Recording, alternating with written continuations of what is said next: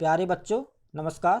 आज हम इस वीडियो में प्रथम आवधिक परीक्षा यानी PT1 एग्ज़ाम क्लास 11th विषय हिंदी प्रश्न पत्र के सही उत्तरों को जानने की कोशिश करेंगे। तो सबसे पहले बात करते हैं अपठित गद्यांश पर आधारित प्रश्नों के सही उत्तर की। एक भाषा के रूप में भारत की पहचान किसे कहा गया है? हिंदी को। कौन सी भाषा हमारे जीवन मूल्यों, संस्कृति एवं संस्कारों की सच्ची संवाहक, संप्रेषक और परिचायक भी है? तो इसका सही विकल्प है हिंदी। कौन सी भाषा सबसे अधिक सरल, सहज और सुगम है? हिंदी।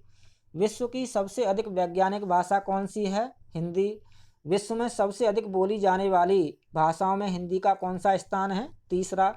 कौन सी भाषा हमारे पारंपरिक ज्ञान, प्राचीन सभ्यता और आधुनिक प्रगति के बीच एक सेतु का काम करती है? हिंदी। संविधान की किस अनुसूची में हिंदी को स्थान दिया गया है? 8वीं अनुसूची में। हमारे देश की राजभाषा कौन सी है? हिंदी। हिंदी दिवस कब मनाया जाता है? 14 सितंबर को। हिंदी भाषा के विकास हेतु सरकार द्वारा किस विभाग का गठन किया गया है? राजभाषा विभाग का। तो यह थे बच्चों अपठित गद्यांश पर आधारित प्रश्न। अब बात करते हैं अपठित पद्यांश पर आधारित प्रश्नों के सही उत्तर की। गर्मी के मौसम में भी कौन कर्मग्न है? कर्मग्न यानी कर्म कर रहा है, परिश्रम कर रहा है। मजूर यानी मजदूर। मजदूर ने केवल मात्र क्या पहना हुआ है? लंगोट यानी लंगोटी। किसने भूख प्यास को जीत लिया है? मजदूर ने। महाद्वीप का समानार्थी है? समानार्थी यानी समान अर्थ वाला यानी पर्यायवाची। तो इसका सही विकल्प है महाराज। प्रस्तुत पद्यांश का उचित शीर्षक होगा मजूर या मजदूर। अब बात करते हैं बच्चों अभिव्यक्ति और माध्यम से संबंधित प्रश्नों के सही उत्तर की। दो या दो से अधिक व्यक्तियों के बीच सूचनाओं के आदान प्रदान को क्या कहते हैं? संचार। किसी तकनीक के सहारे जनसमूह से किया गया संवाद क्या कहलाता है? जनसंचार। निम्न में से जनसंचार का माध्यम है समाचार पत्र, रेडियो, टीवी। तो इसका सही उत्तर है सभी। ये तीनों ही जनसंचार के माध्यम। अगला प्रश्न है बच्चों शब्दकोश से संबंधित कि निम्न में से कौन सा शब्दकोश क्रम के अनुसार सही शब्द समूह है? तो इसमें सेकंड होना चाहिए था संसार, सफल, फिर आता आपका समर और फिर सार। तो इसमें सांस मिसप्रिंट है, सांस की जगह पर समर आता और समर के बाद सार। अगला प्रश्न है निम्न में से शब्दकोश के अनुसार कौन सा शब्द पहले आएगा? तो इसका सही विकल्प है कृपा। अगला जो प्रश्न है बच्चों वह है पठित पद्यांश पर आधारित प्रश्न। प्रस्तुत पद्यांश की भाषा कौन सी है? खिचड़ी, क्योंकि कबीर का पद है। तो कबीर के पदों एवं साखियों की भाषा सदुक्कड़ी या खिचड़ी भाषा है। कबीरदास जी के अनुसार ईश्वर कितने हैं? एक है। सबका मालिक एक है। सभी के हृदय में कौन विद्यमान है? वही एक ईश्वर। तो इसका सही विकल्प है ईश्वर। दो जग का क्या अर्थ है? नरक।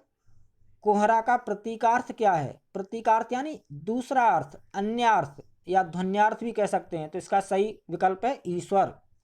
अब बात करते हैं बच्चों पठित गद्यांश पर आधारित प्रश्नों के सही उत्तर की। कौन मूर्छित होकर गिर पड़ा? अलोपीदीन। सभी लोग किसके व्यवहार पर टीका टिप्पणी कर रहे थे? अलोपीदीन के व्यवहार पर। सिपाही ने हथकड़ियाँ किसको पहनाई? अलोपीदीन को। दुनिया सोती थी पर दुनिया की जीव जागती थी। प्रस्तुत गद्यांश की कहानी के लेखक कौन है? मुंशी प्रेमचंद।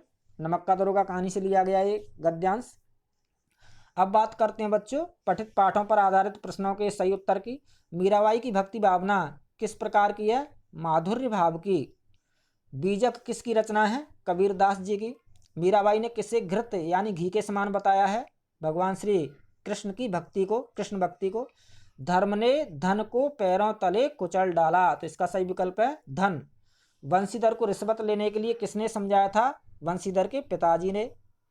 अब बात करते हैं बच्चों वितान का जो पहला पाठ था भारतीय गायिकाओं में बेजोड़ लता मंगेशकर पाठ पर आधारित प्रश्नों के सही उत्तर की।